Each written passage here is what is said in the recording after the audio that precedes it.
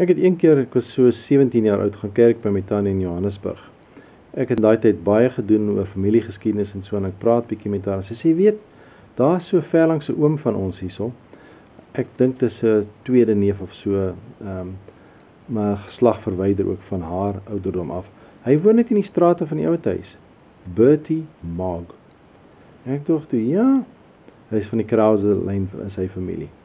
Ek sê nie, ek wil baie graag gaan sien. Ek stap toe die straat af, kom daar aan en hier ontmoet ek oom Bertie Maag. Natuurlik my eerste en laaste keer wat ek die oom Bertie Maag ontmoet het. Hy was toe al diep in sy 90's. Vertel hy my sy interessante lewe en ek dink die paar dinge, ek wil graag 'n paar dingetjies noem omdat dit so interessant is. Hy is gebore op 'n Ossewa. Sy pa het opdrag gekry om Johannesburg toe te trek, want dit nou net begin met goud en hy die Standerbank verteenwoordig en hy moes die bank open in Johannesburg. Toe is hy nou op pad Johannesburg toe van Durban af, is hy gebore op die Ossewa en hy was 2 weke oud toe hulle in Johannesburg aangekom het. Uiteindelik land hulle in Pretoria en hy sê hulle huis nou, ek luister na hierdie ene, was reg langs Paul Kruger se huis in Kerkstraat. En een oggend toe kom sy hasies los en hulle gaan deur die draad en hulle gaan eet aan die worteltjies langs aan in Paul Kruger se tuin. En toe jaag die tuinjong die hasies terug en jong, hulle sit hulle nou weer op hok, toe moes hulle sondagkleertjies aantrek en nou langsaan gaan om oom Paul om verskoning te gaan vra.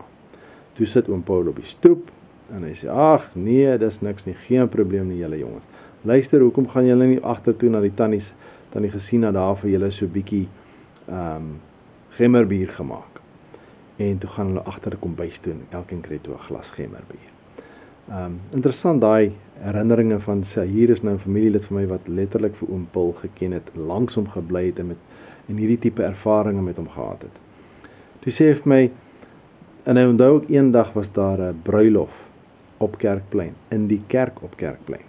En hulle is toe ook daar, hy sê maar vir 'n 6-jarige seentjie is dit nou praatjies vir die vaak hierdie.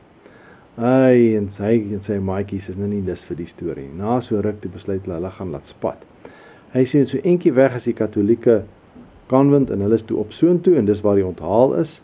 Jong en hulle skink hy glasies en so aan en drink so uit die glasies, natuurlik alles champagne. Teen die tyd dat die gaste daar aankom is hierdie ouetjies lekker gekletter.